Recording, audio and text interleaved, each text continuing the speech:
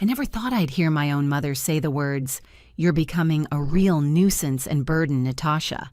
But there she was, yelling it through a video call, standing in her brightly lit living room with a cocktail in hand, while I sat in a hospital bed on Christmas Eve, clutching my phone with trembling hands. My name is Natasha Wilson. I'm 33 years old, a widowed mother of twins, and up until recently I thought family meant unconditional love. I was wrong. The pain in my abdomen was sharp, blinding even, but the hurt in my chest from her words, that's what nearly took my breath away. My 2-year-olds Ethan and Emily sat on the floor in the corner of the sterile hospital room, quietly arranging crayons and picture books while a nurse named Valerie adjusted my IV. I tried to speak, but my throat was tight. "Mom, please, I need someone to watch the twins. I'm being taken in for emergency surgery within the hour." And my mother waved her hand dismissively. "Don't you dare ask us to cancel our plans again.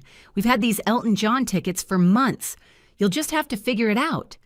Behind her, my dad leaned in and added, "We're retired now. We deserve to enjoy our lives without your constant problems." I froze. Not from the pain radiating through my stomach, but from the realization that I was alone. Not just physically, but emotionally, spiritually. My parents, who I'd been supporting financially for years since their early retirement, couldn't spare a single evening to watch their only grandchildren while I went under the knife. I'd been transferring $2,500 a month to them religiously for the past 3 years. Even after my husband James died 6 months ago in a car crash, I kept sending the money. Mortgage help, they called it. Retirement support. Family duty, my mother liked to say. Foolish. That's what I felt in that moment. Blindingly foolish. Valerie must have seen my face drain of color because she stepped forward and gently rested a hand on my shoulder. "I have a friend," she said softly. "She's a trauma-informed nanny, Olivia. Worked in a children's hospital before going private. Let me call her. Please." My lips trembled and I nodded. "Yes, please call her." That was the moment I realized I didn't just need help, I needed new boundaries. As Valerie stepped out to make the call, I stared at my children. Ethan was humming a little tune James used to sing. Emily clutched her giraffe, plush the same one James picked out the day they were born. The tears came hard then, not just for the pain or the fear of surgery, but for how deeply abandoned I felt. I had lost my husband, now I had lost my parents too. And yet through the grief, something flickered, a defiance, a spark. I'm done begging people to love me properly. When Olivia arrived an hour later, everything changed. She entered the hospital room with the calm confidence of someone who's handled real chaos before. She knelt down to the twins' level, introduced herself gently, and within minutes had them engaged in a quiet game using a set of animal flashcards she'd brought in her bag. "Hi, Natasha," she said, her voice soft but grounded. "Valerie told me everything. I'm staying as long as you need. They'll be safe, I promise." I didn't have the strength to speak, but I reached out and squeezed her hand. That moment, more than anything, was when I stopped being the daughter who tolerated neglect and started becoming the mother who would fight for her children and herself.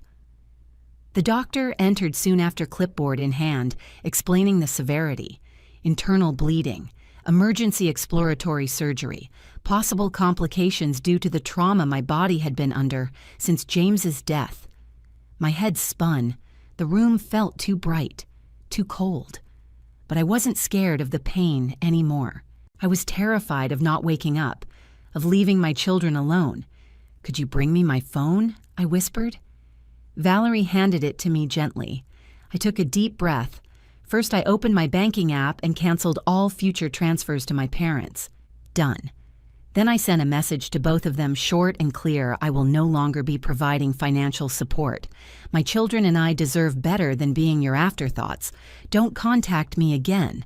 No love, Natasha. No apologies. I hit send. As the orderlies came to wheel me out of the room, I looked over at Ethan and Emily one last time. Olivia gave me a reassuring nod. For the first time in my life, as I was being taken toward the operating room, I felt something unexpected. Freedom. The surgery was a success, but just barely. I woke up 14 hours later in the dim recovery ward with Olivia softly reading a picture book to Ethan and Emily at my bedside. The pain was a dull roar in my abdomen, but I was alive. I'd made it. My first thought wasn't even about me. It was, did they eat? Did they sleep? And then I saw Olivia's calm smile the way Emily rested her head on her lap, and I exhaled a breath I didn't know I was holding. I was still here, and more importantly, they were safe. Over the next 5 days, I floated in and out of consciousness, sedated but aware enough to feel the absence. No flowers from my parents, no calls, not even a hope you're okay text from either of them. What I did have were 27 missed calls from my mother, my father, Jessica. They hadn't contacted the hospital. They hadn't asked the nurses for updates. Instead, they'd bombarded my phone while I slept under painkillers, the voicemail transcriptions, reading like a masterclass in narcissistic spin. We need to talk about this tantrum you're having. It's irresponsible to stop the mortgage help during the holidays. You're being vindictive, Natasha. That's not like you. And then, we're going to lose our cruise deposit because of this. Is that really what you want? Not one question about how the surgery went. Not one word about Ethan or Emily. Just panic over money and missed vacations. That's when I knew this wasn't a phase or a misstep. It wasn't even a misunderstanding. This was the truth, the raw, unfiltered reality of who they had always been. Jessica's texts were different, shorter, confused. What surgery? Why are they freaking out about money? They told me you were just having a routine checkup. My heart ached. They had lied to her too, downplayed what was happening so they could keep up their facade of being the doting, burdened parents while justifying why Elton John mattered more than their daughter's emergency room call. I responded with the facts. No emotion, just the timeline, the risk, the refusal. And a photo Olivia sitting in the recliner holding Ethan and Emily while I lay unconscious in the background. Jessica's reply came instantly. "Oh my God. Natasha, I didn't know. I'm so sorry. I would have watched them. I should have." I believed her. Jessica wasn't like them, at least not completely. She was a product of the same broken household but had always been shielded by their favoritism. Maybe, just maybe, this would help her see. By the time I was discharged, I'd made a few key decisions. First, I hired Olivia part-time. She refused pay at first. "You're recovering. This is what friends do." But I insisted. She'd become family in a way my actual family never had. Second, I contacted a lawyer to draft a will. If something ever happened to me, the twins would never end up with my parents. I listed Olivia as their emergency guardian with Jessica as an alternate pending her long-term trustworthiness. And third, I blocked my parents on every platform. No more money, no more guilt, no more access. When I got home, the apartment felt smaller than I remembered, but also warmer. It was mine. And for the first time in months, I wasn't living in someone else's expectations. I was building something, however fragile, for me and my children. That night, after the twins were asleep, I sat in the living room, surrounded by the quiet buzz of the fridge and the glow of the baby monitor. I checked my bank account. Without that $2,500 monthly payment, my budget actually balanced. I could breathe, maybe even start saving again. I hadn't realized just how heavy that financial burden had been until it was gone. I should have cut them off years ago. A few days later, Jessica came over with a casserole and some of those fancy pre-cut fruit trays. We sat together on the couch, sipping tea, while the twins played with blocks on the rug. Our conversation was tentative at first, careful. But soon something softened between us. "They always made it sound like you were the one pulling away," Jessica said. "That you didn't want to be around the family." I sighed. "No, they just made it impossible to feel welcome." She nodded. "I'm starting to understand that now." It was the first time in my adult life that I felt like Jessica saw me not as the bitter sister or the distant mom, but as someone who had been surviving without support for far too long. And then came the knock. I knew it before I checked the peephole. The kind of weight that settles in your gut when the past comes calling. It was them. My mother clutching her designer handbag like it was a life vest. My father's arms crossed face-taut with disapproval and entitlement. I didn't open the door, just cracked it slightly, the chain still locked. "What do you want?" I asked, my voice sharp but steady. "We've been so worried, darling," my mother cooed. "You haven't answered our calls. We had to make sure you and the children were all right." I narrowed my eyes. "You knew exactly where I was.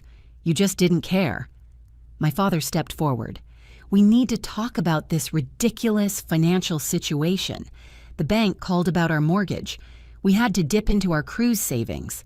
My grip on the door tightened. "Then I guess it's a good thing you didn't go on the cruise." His eyes hardened. "Natasha, this isn't fair." "No," I said, shaking my head. "What's not fair is choosing Elton John over your daughter's emergency surgery and expecting a paycheck afterward." Silence.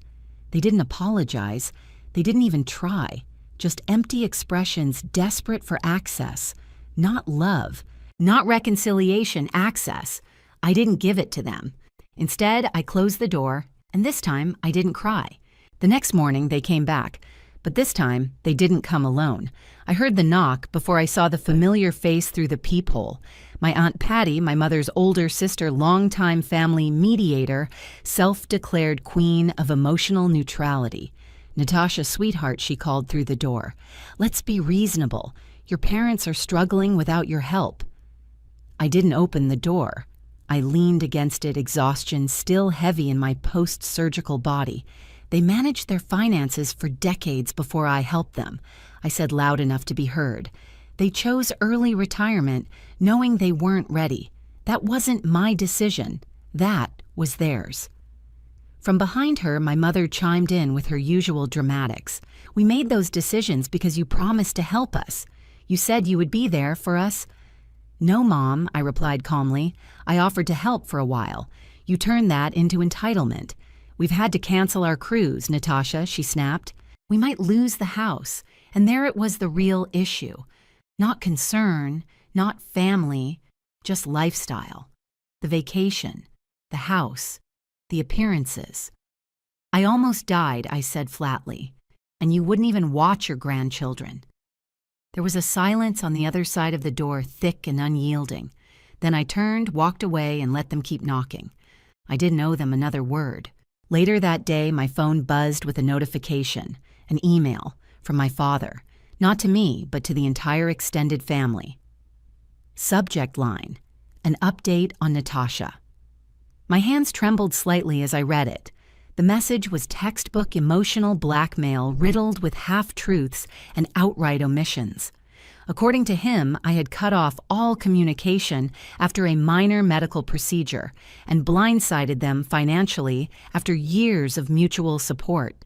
No mention of the emergency surgery, no mention of the twins, no mention of the concert. Just a classic tale of the ungrateful daughter betraying her elderly, loving parents. What he hadn't counted on was our family group chat. The first reply came from my cousin Michael, who lived near them in Nevada. "Uncle Robert, didn't you just buy a new boat last month?" Then came another reply from Michael's wife. "And Aunt Diana, weren't you wearing a brand new diamond tennis bracelet at Thanksgiving? The one you said was just a little splurge." The cracks started to show. Within an hour, 4 more relatives reached out to me privately asking for my side of the story. I told them. No dramatics, no exaggerations, just the facts. Emergency surgery. 2 toddlers. My parents refusing to help because they had Elton John tickets. And then me waking up to dozens of voicemails about their mortgage. The backlash hit quickly. Even Aunt Patty called me, her voice full of quiet horror. "Natasha, I had no idea. They told me you were just being dramatic about a doctor's appointment. I didn't say I told you so. I didn't need to." Even Jessica, who'd been cautiously rebuilding a relationship with me, came to my defense. "I had a huge fight with Mom and Dad," she said over dinner a few nights later. "They've been lying to everyone. It's actually disturbing how far they went. I didn't cry, I didn't scream, I just nodded. 'Let them talk,' I said. 'The truth speaks for itself.' And it did. Over the next 2 weeks, something strange began to happen. Support started trickling in not just from Jessica or my cousins, but from neighbors' clients, even Valerie from the hospital. She connected me to a support group for widowed young parents. Their first meeting was online, and I logged in one evening while the twins slept. What I found was relief. Not in misery or comparison, but in the simple shared understanding of people who had faced similar pain and survived it, thrived even. One of the group members, Diana, was a real estate agent who'd lost her husband to cancer and now raised her son solo. She listened as I vented about my tiny apartment, the lack of space for the twins, the weight of it all. "You have equity," she said. "Options. You could sell, move somewhere with a yard, better schools, rebuild." I hadn't dared to think that far ahead, but maybe she was right. Meanwhile, Jessica had become a regular presence, dropping off groceries, spending time with the twins, even helping with bath time and bedtime stories. She wasn't trying to earn anything. She was just there.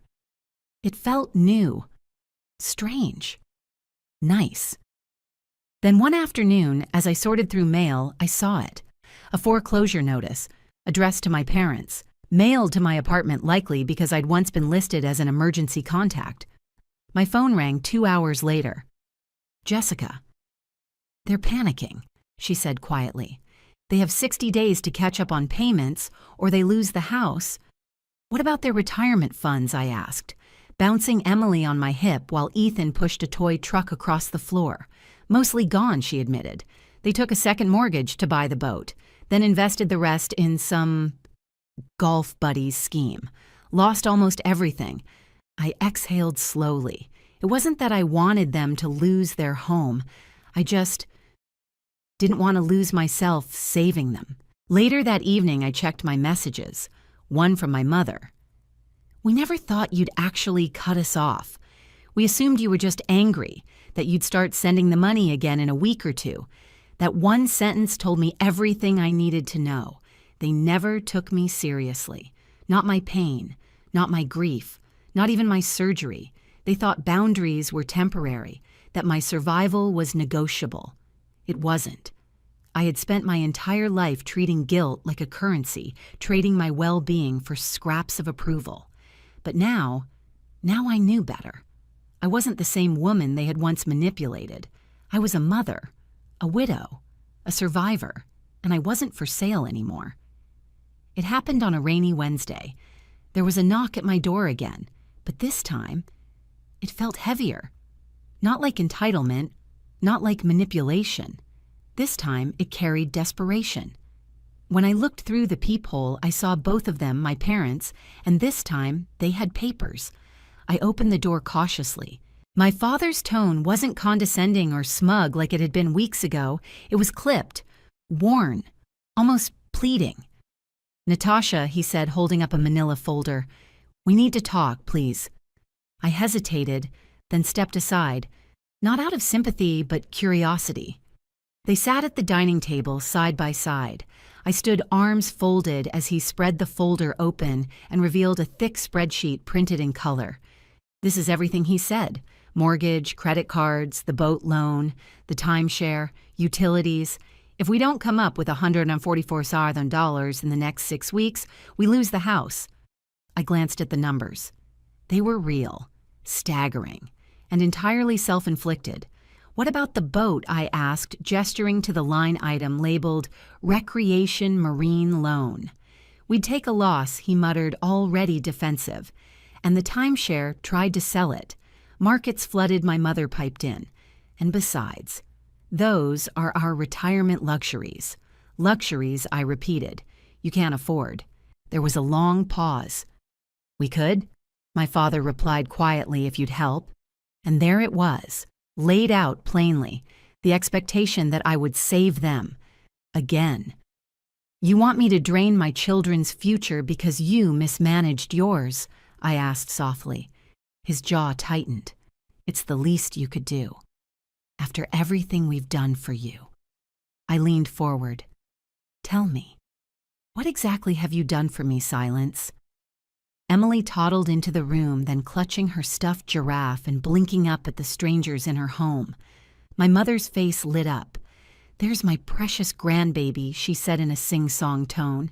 "Grandma brought presents." Emily didn't budge. In fact, she backed up and hid behind my legs. "They don't know you," I said simply. "You've seen them maybe 3 times in their lives." My mother's smile faltered. My father tried a new angle. "We've made mistakes, sure. But that doesn't mean we deserve to lose everything." "You don't see it, do you?" I said. "You did lose everything the moment you chose Elton John over your daughter's life.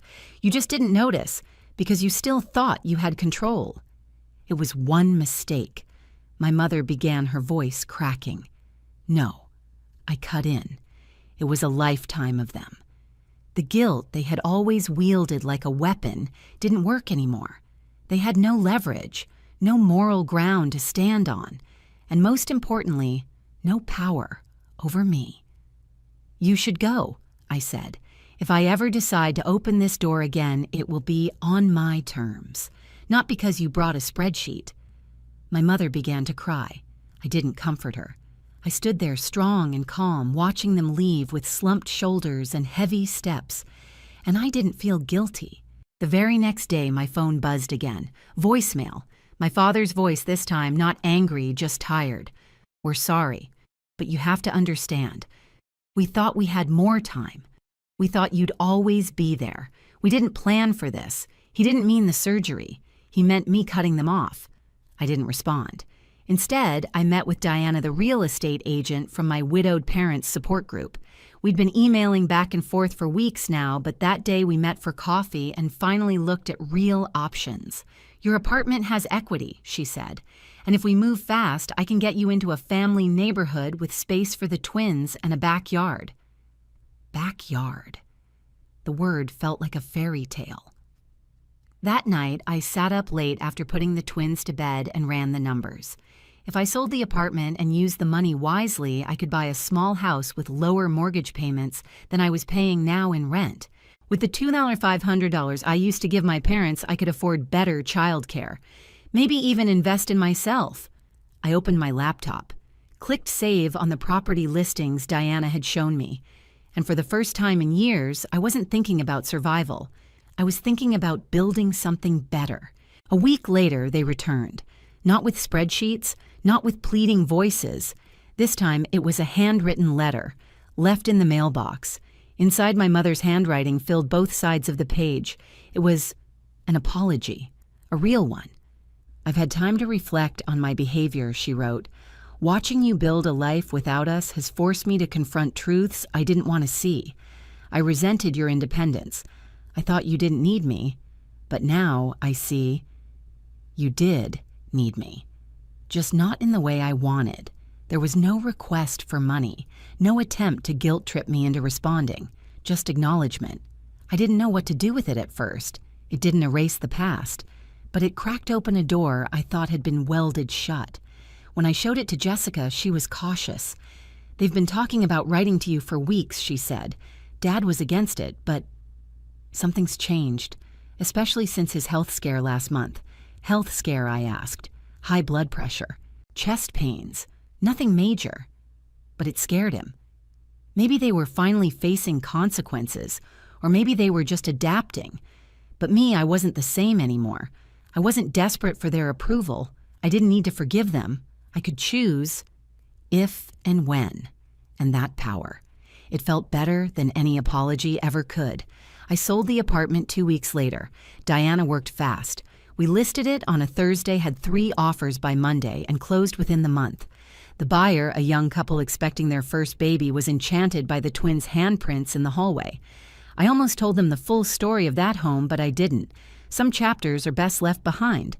The new house was nothing grand. A 3-bedroom with creaky floors and mismatched kitchen cabinets. But it had a fenced backyard where Ethan and Emily could run freely. A front porch just big enough for a rocking chair and my coffee in the mornings. And sunlight. So much sunlight. It was the first time I had ever moved somewhere for myself. Not for James, not for my parents, just me and the kids. And in that humble little house, something incredible started to happen. We healed. Olivia continued working part-time, helping me juggle childcare while I ramped up my side business memorial websites. It had started as a one-off when I created a tribute page for James after his death. But word spread through the support group, and then referrals started coming in from grief counselors, hospice nurses, even funeral directors. Each site was personal, emotional, and designed with care. Photos, voice clips, love stories. It was painful work, but it felt right. Every design was a tribute to someone lost and a quiet act of solidarity with someone left behind. I'd always thought grief was something you get over, but it's not. It's something you carry, like a scar that aches when the weather changes but reminds you that you lived through something impossible. Jessica visited almost every weekend. At first she brought groceries or hand-me-down toys from her coworkers, but eventually she just started showing up, to play, to sit, to be part of things. One Saturday, as we watched the twins chase bubbles in the backyard, she turned to me and said, "I think I finally understand what it must have felt like, growing up." I didn't respond right away, but I felt the shift in her voice, the recognition. She wasn't excusing our parents anymore. She wasn't defending them. She was beginning to see. "They made me think you were selfish," she added, "but you were just surviving." I nodded. So were you, in your own way. It wasn't absolution, but it was real, honest. That was more than I ever got growing up. 3 months post-surgery, my parents lost the house. Jessica broke the news gently. They had failed to catch up on their mortgage, and the bank had followed through. The house was auctioned, and within weeks they'd moved into a modest condo, half the size, none of the view. My father had to sell the boat at a steep loss. My mother let go of the timeshare for pennies on the dollar, and the retirement lifestyle they'd so proudly curated, gone. "They're telling everyone you abandoned them," Jessica said over dinner one night, "that you broke some promise to support them forever."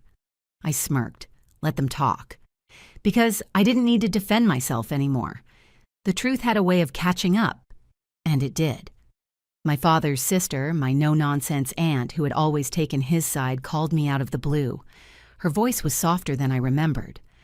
"I heard what really happened, Natasha," she said. "I'm so sorry." Then came messages from cousins, friends of friends, people who had believed the family narrative for years, suddenly reaching out with apologies, casseroles, and unsolicited offers to babysit. I didn't need validation, but it felt good to know that people were seeing things for what they were. The support group organized a neighborhood playdate in my new backyard. Neighbors dropped off books and blankets.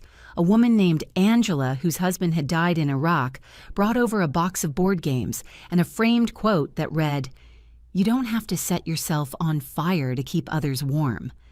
I stared at it for a long time, because for most of my life I had. 6 months after surgery, another letter arrived, handwritten, again from my mother. But this time it was different. "I see now that we failed you," she wrote.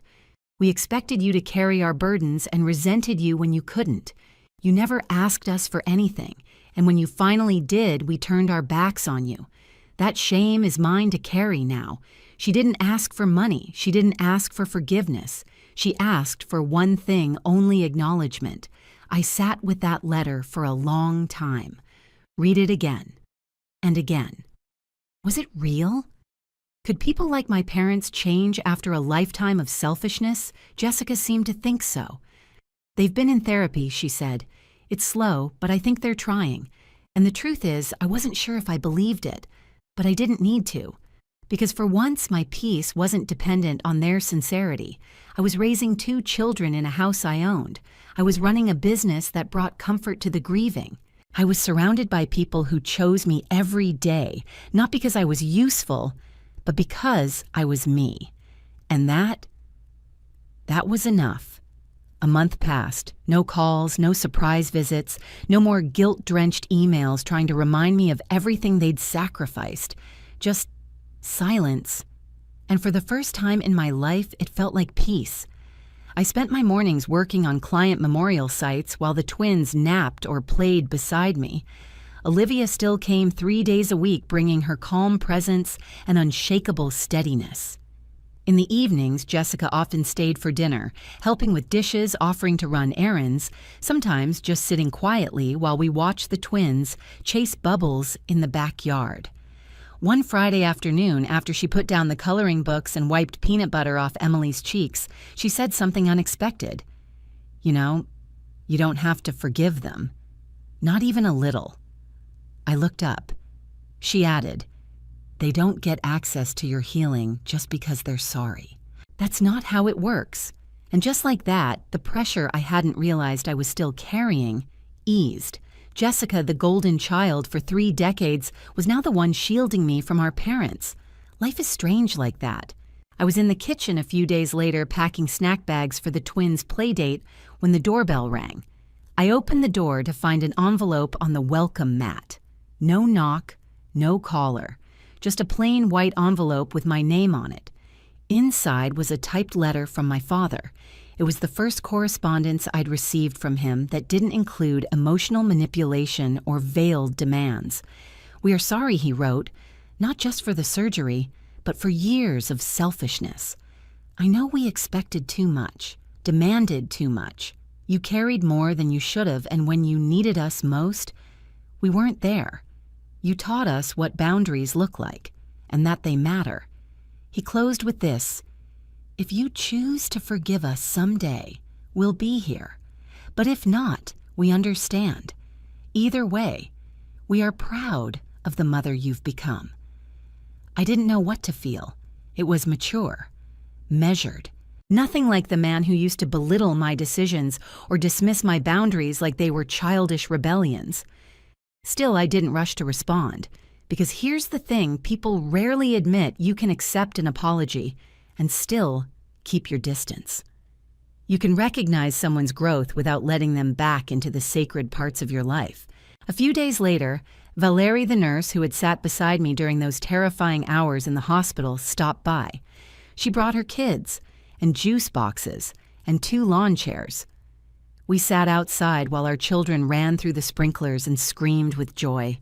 "You look different," she said, sipping lemonade. "Lighter." I smiled. I feel it. Valerie had been the first person to truly see my panic, back when I was a trembling widow alone in a hospital bed, begging her mother to care about her. She had reached out not just with medical help, but human help. "You saved me," I said softly. She shook her head. "No. You saved yourself. I just helped you remember how." The community we were building started to solidify. The other widowed parents from the support group began rotating playdates. Diana introduced me to a contractor who offered to fix my backyard fence for half the normal cost after hearing about my story. Jessica continued to show up, no longer performing goodness for our parents' approval, but simply being present for me. She never asked when or if I'd reconnect with them. She just helped with diapers, washed dishes without being asked, and once sat next to me during a thunderstorm while I cried quietly for James, the one person who had always believed in me without question. Then came the final blow, a voicemail from Jessica. "You should know. They applied for a reverse mortgage on the condo. I froze mid-step. It was denied," she continued. "Their credit is wrecked. They tried to borrow against what little equity they had left. It's not looking good." I sighed. "Are they okay?" I asked, already hating myself for still caring. "They're not homeless," she replied, "but they're hurting. A lot." I sat in silence.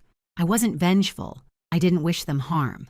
But this was what happened when you live your life on a fantasy of permanent rescue. When you gamble with your children's loyalty and treat love like a bank account. A week later, I received a card. Not a letter. A card. The front read, "Thank you for setting boundaries." Inside, my mother had written, "We didn't understand them at first, but now we're learning to." There was no manipulation, no promises, no bargaining chips, just a quiet admission. I placed the card on the kitchen shelf, not as a token of forgiveness, but as a reminder of who I was now. a woman who had drawn a line in the sand and meant it, a mother who had chosen peace for her children, a daughter who no longer begged to be seen.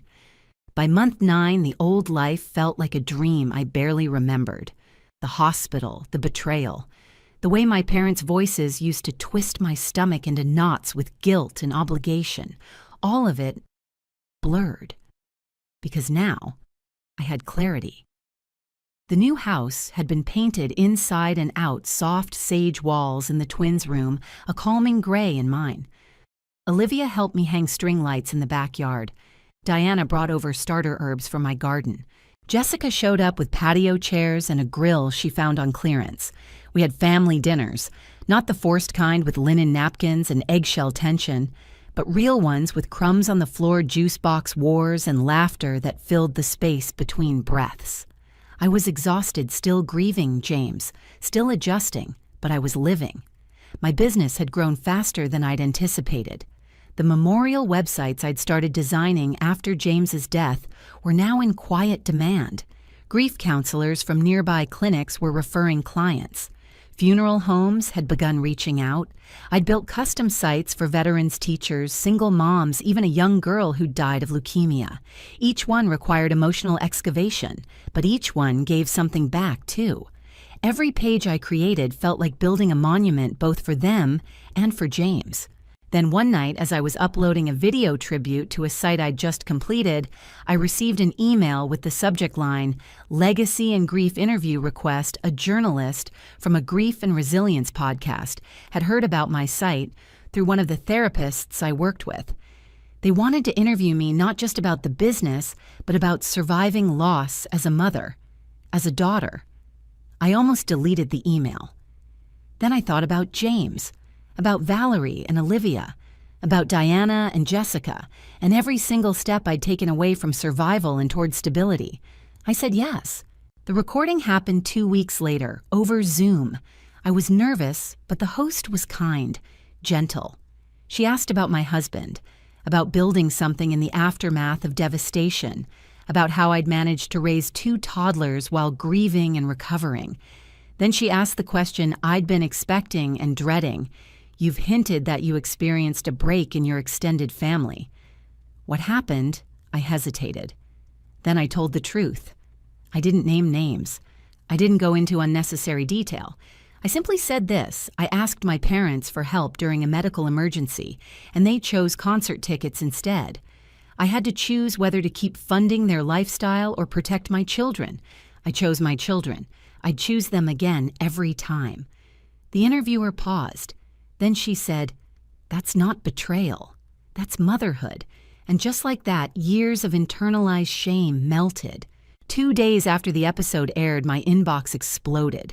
Messages from other parents, other daughters, other sons, people who had also walked away from toxic families and carried the guilt like a wound. One email said I thought I was a monster for cutting off my mother, but after hearing your story, I see now. I was protecting myself. Another thank you for showing that boundaries can also be love, just not the kind our parents taught us. I cried reading them because I finally realized I wasn't the villain in my family's story. I was the hero, quiet, steady, fierce when I had to be. Then came the twist.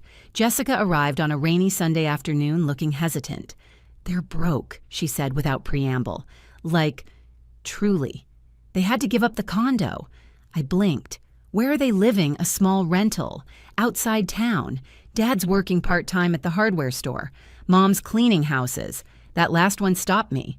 My mother, Diana Wilson, queen of dinner parties and passive-aggressive judgment, now cleaning bathrooms to survive. I didn't feel glee. I felt a strange, quiet grief. Not for them. For the illusion I had once clung to that one day they'd love me the way I needed. Jessica shifted in her chair. "They asked about you." I raised an eyebrow. "They didn't ask for money," she added quickly. "They said they heard your podcast. Said, you sounded strong, that they didn't recognize you in a good way." "Because I'm not the same," I said. "They just never expected me to stay different." Jessica nodded. "Mom asked if she could write you again.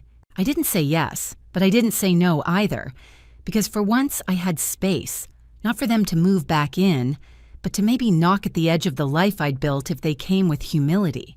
That night, I tucked the twins in and walked into the backyard. The wind had picked up. Leaves danced in spirals across the porch. I pulled my cardigan tight and sat down on the step. This house, these kids, this life. It wasn't just survival anymore. It was mine, built with pain, fortified by boundaries, filled with joy. And I didn't owe it to anyone. The gate agent looked at us confused, then said softly, "Her name isn't on the passenger list." My grandma froze, clutching her ticket folder like it might explain the mistake. My father just shrugged, sliding his own boarding pass across the counter. No arguments, no apologies, just the quiet cruelty of leaving her behind. I took her hand, guiding her back toward the exit, my chest tight. And in that moment, I knew this wasn't a glitch in the system. It was a plan. Before I tell you what happened next, hit that like button and drop a comment telling me where you're listening from. Have you ever had to stand up for someone when your own family turned against them? When you grow up in a family like mine, appearances matter more than oxygen. The Hayes house was all shining hardwood floors, polished silver in the dining room, and perfectly framed portraits of vacations we barely survived. To outsiders, we looked picture perfect. But behind every smile was a silent bargain. Keep quiet, keep the peace, and don't question the people who held the purse strings. I was the middle child, which meant invisible most of the time. My brother Michael strutted around in designer suits, calling himself a businessman, even though every client dinner was charged to the family trust. My sister Rachel posted endless photos of luxury shopping trips, captioned like she'd earned them, when really she hadn't worked a day that wasn't padded by allowance. And then there was me, Lauren. Jeans, sneakers, nonprofit salary. I was the reminder of what they called bad choices. They'd whisper at dinner. She could have gone into law or finance. Why throw it away on charity work? What they didn't know was that my so-called bad choice was exactly what our grandfather had valued most. Grandpa James Hayes had been the only one who saw me for who I was. He'd take me fishing at dawn, handing me a thermos of black coffee even though I was just a teenager, saying, "One day you'll need to stay awake while everyone else is sleeping." He believed in quiet strength. He believed in loyalty. And before he passed, he created something my family had conveniently forgotten, a trust fund designed not just to preserve wealth, but to test who deserved to lead it. My parents, Charles and Eleanor, never spoke about that detail. They lived like the money was endless, and they raised Michael and Rachel to think the same. I'd watch Mom order staff around like royalty, watch Dad remind us how many decades he'd managed our fortune as though he'd built it himself. So when Mom called for a family vacation to reconnect, I should have known better. She baked her famous pecan pie the night she announced it, the whole house smelling sweet and warm like childhood itself. But under that sugar was something bitter. I noticed the way Michael leaned back in his chair smirking and the way Rachel kept glancing at her phone instead of looking at Grandma. I should have asked then why Grandma's smile didn't reach her eyes. The weeks leading up to the trip felt like a script I wasn't allowed to edit.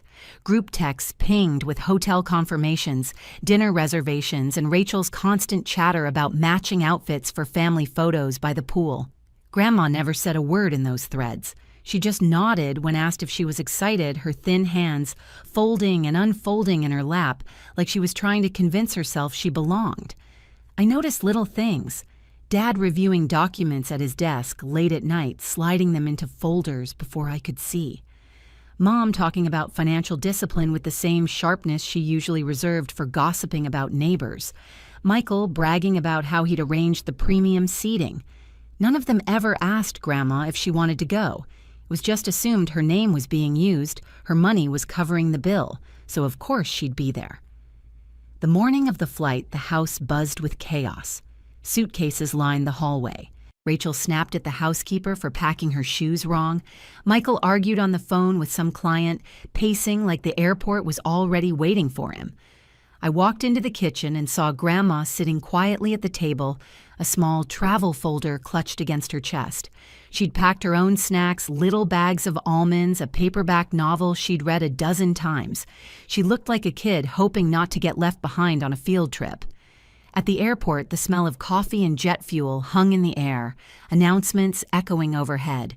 We moved through security in a pack, my siblings, gliding with that careless confidence of people who believe the world bends for them. Grandma stayed close to me, her steps small, her breathing a little shallow. Then came the moment. The gate agent scanned boarding passes one by one. Beep for Michael, beep for Rachel, beep for my parents. And then Grandma handed hers over. The agent frowned, scanned again, and looked up. "I'm sorry, ma'am," she said softly. "This passenger isn't on the list." Grandma froze her face, paling as she clutched her folder tighter. "That can't be right," she whispered. I paid." Dad slid his boarding pass across with a shrug. "There must have been a mix-up. We can't hold the plane." His voice was calm, almost bored, like he was excusing a parking ticket instead of abandoning his mother. No one else said a word. Rachel pretended to check her phone. Michael smirked, already turning toward the jet bridge. I stood there, my chest tightening as Grandma's eyes darted to mine. That's when I realized it wasn't an error. It wasn't a glitch. This was deliberate. They had carved her name out of the trip she had bankrolled. I took her hand. "Come on, Grandma," I said quietly, guiding her away from the counter. Her suitcase wheels clicked against the tile as we walked back toward the exit. Behind us, the rest of the family boarded without a backward glance. And as the boarding gate closed, a truth settled in my stomach like a stone. This wasn't just cruelty. It was a plan. The taxi ride home was quiet except for the rattle of Grandma's suitcase in the trunk. She sat beside me, staring out the window, her ticket folder still clutched in her lap, like it might change its mind and sprout a boarding pass. When we pulled into the driveway, the housekeeper looked surprised to see us. Forgot something she asked. Grandma shook her head and went straight upstairs without a word. That night, I found her in the garden. She was trimming roses, her hands steady, but her eyes blank, like she couldn't feel the thorns anymore. "They left me," she said simply, as if naming it out loud might lessen the sting. I wanted to tell her it was just a mistake, but the lie stuck in my throat. Instead, I went inside and opened my laptop. I typed until my fingers cramped elder financial exploitation legal rights for Seniors Trust Fund misuse. Page after page lit up with stories of families siphoning money from the most vulnerable, the people who had built everything. And there, in black and white, was the phrase that made my blood run cold. Elder financial abuse is one of the most common but least reported crimes in America. The receipts were all there. Bank transfers labeled as family expenses, credit card statements showing spa trips, business dinners, luxury handbags. Every line screamed that the so-called family vacation had never been about Grandma. It had been about bleeding her dry until she had nothing left but silence. I knew I couldn't fight this alone. The next morning I found a number online and called. "Law Office of Daniel Price," a calm voice answered. I didn't even hesitate. "I need help. It's about my grandmother. My family's been using her money and they just abandoned her at the airport." We met 2 days later in a small office downtown. Mr. Price was straightforward, no sugarcoating. He flipped through the folder of documents I'd pulled from the desk at home. "You've got a case," he said, "a strong one. If she wants to press charges, we can freeze accounts and file for restitution." When I told Grandma, she just looked at me, her eyes watering. "I don't want to hurt them," she whispered. "They're still my children." I took her hand just like I had at the airport. "You won't be hurting them, Grandma. You'll be protecting yourself. And this time, I'll be standing right beside you." We signed the paperwork that night. Her signature shook, but mine carved hard lines across the page. And as I slid the documents back into the folder, one thought burned steady in my chest. The day they came home, they wouldn't be met with hugs. We'd be waiting with the truth. The day of their return, the airport felt colder than it had when we left. Fluorescent lights hummed overhead, announcements crackled through the speakers, and travelers hustled past with rolling suitcases. Grandma sat beside me in a navy coat, her hands folded in her lap, her mouth set in a thin line. She didn't say much, but I could see the storm behind her eyes. We weren't alone. Mr. Price, the lawyer, stood nearby with a briefcase, his tie slightly crooked, but his voice calm when he reminded me, once they're served, everything changes. Stay composed. Let the papers speak. The gate doors opened and out they came. My father, first chin high, dragging his leather carry-on like a soldier returning from a victorious campaign. Mom followed, her sunglasses still on, though we were indoors clutching Rachel's arm. Michael trailed behind, phone pressed to his ear, bragging to someone about closing a deal in Maui. Their laughter carried across the terminal like nothing had happened. Then they saw us. My father's step faltered. Lauren, mother. He forced a smile. You didn't have to come all the way out here. Grandma didn't answer. She just sat straighter. That's when Mr. Price stepped forward. Charles Hayes. His voice was steady, formal. On behalf of Eleanor Hayes, we are serving you notice for financial exploitation of a dependent adult. You are required to appear in court within 30 days. The words hung in the air like gunfire. What is this nonsense? Dad barked, his face flushing red. He grabbed the envelope, skimmed it, then looked up at me, his eyes burning. You did this? I held his gaze. I didn't do this. You did. I just made sure someone finally saw it. Rachel let out a sharp laugh, too loud, too brittle. This is a stunt. Mom, say something. But Mom was frozen, her fingers trembling as she flipped through the pages. Line after line laid bare the transfers, the charges, the lies. Michael snapped his phone shut. This is ridiculous. We're a family. You don't drag family through courts. Grandma's voice cut through the noise. It wasn't loud, but it was enough. Family doesn't leave me at an airport. The terminal seemed to fall silent around us. Even strangers slowed to watch. My father's voice cracked as he tried again, softer now. Mom, please, you don't understand, no Charles. She said, her tone sharp as a blade. I understand perfectly. You wanted me small, quiet and broke. But not anymore. Mr. Price handed over the rest of the documents, his expression unreadable. There will be a full audit. Until then, all accounts linked to Mrs. Hayes are frozen. Michael's face drained of color. Frozen? You can't do that, my business expenses. I cut him off. The same way you told me my nonprofit work was unsustainable. Now you get to find out what unsustainable feels like. Rachel stepped forward, mascara smudged under her eyes. Lauren, you can't be serious. You're destroying us.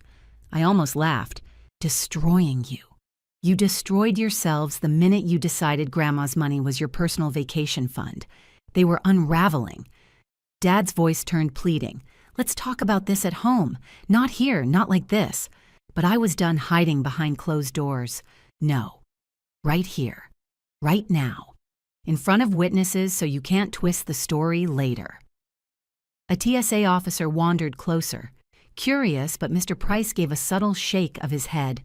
No need for more drama.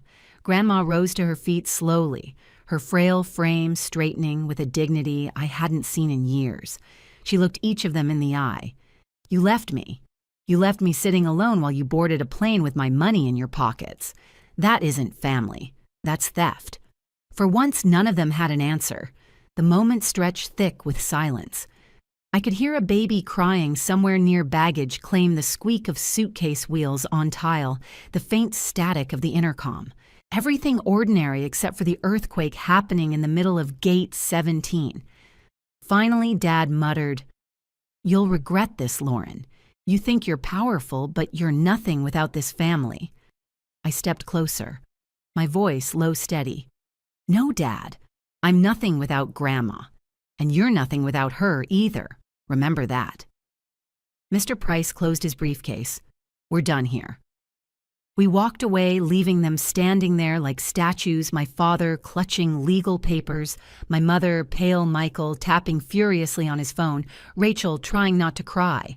For once, their designer clothes and practiced confidence meant nothing. Outside, the cold air hit my face sharp and bracing. Grandma squeezed my hand. You shouldn't have to fight this hard for me, she whispered. I shook my head. I'm not fighting for you, Grandma. I'm fighting with you, and we're going to win. That night, I lay awake replaying every look, every word at the airport. Their shock, their fear. It wasn't enough to undo the years of cruelty, but it was a start. For once the balance had shifted. The people who had treated me like an afterthought were finally the ones scrambling exposed. The court date was coming, and they would face every dollar they stole, every lie they told. And I'd be there, sitting beside Grandma, ready for whatever came next. Court moved slower than I expected, but justice has a way of landing heavy when it finally comes down. Weeks later, we sat in a wood-paneled courtroom while my father shifted in his seat, sweat beading along his collar. The judge read through every line of the audit vacations disguised as medical expenses, luxury cars filed under household repairs, Rachel's endless credit card swipes passed off as caregiving costs. Grandma sat beside me, her hands folded, her face calm. She didn't need to raise her voice. The evidence spoke louder than any tears could. The verdict was clear. The accounts were restored under Grandma's control with strict oversight. My father lost his role in managing family finances. My mother's discretionary spending was slashed to a fraction. Michael and Rachel were ordered to repay portions of what they had siphoned their allowances, cut to the bone. And for the first time, the law stood between Grandma and the people who had treated her like a wallet. Walking out of that courthouse, the air felt different, lighter. Grandma looked 10 years younger, like she could finally breathe. "Thank you," she whispered, her voice steady. "I thought I'd have to carry this shame forever." I shook my head. "You don't carry shame for being betrayed. They do." In the weeks that followed, the house felt quieter. The argument stopped because there was nothing left to argue about. Grandma started spending mornings in the garden again, humming as she trimmed her roses. And me, I found myself reading more about advocacy, about laws protecting people like her. It wasn't enough to just fight for my own family. We weren't the only ones. Sometimes I'd catch her watching me from the porch, eyes warm, proud. "You've got his strength," she said once, meaning Grandpa. And for the first time, I believed her. In the end, I learned something that cut deeper than any courtroom verdict. Family isn't about bloodlines or big houses. It's about loyalty. You can share DNA with someone and still have them betray you. My father, my mother, my siblings, they had every chance to protect the woman who gave them everything. And when it mattered most, they chose greed. They chose to look away. They chose silence when she needed their voices. I chose differently. I chose to stand beside her, even when it meant standing against them. That single choice, taking her hand at the airport, calling the lawyer, refusing to let their excuses slide, changed everything. And that choice saved her. Now, when I look back, I don't just remember the betrayal. I remember the strength I didn't know I had until I was forced to use it. I remember my grandmother's hand tightening around mine in the courtroom, the way her eyes finally carried relief instead of fear. And I remember the silence on my family's faces when they realized they could no longer hide behind money or tradition. That silence was louder than any apology they could have given. So if this story hit you the way it hit me, drop a comment below. Tell me if you've ever had to stand up against your own family or protect someone when no one else would. Your words remind me I'm not alone. And maybe they'll remind someone else who's watching right now that they're not alone either. And don't forget to like and subscribe, because the next story I share might be the one you need to hear. Stories like this aren't just entertainment. They're proof that standing up, even when it feels impossible, can change everything.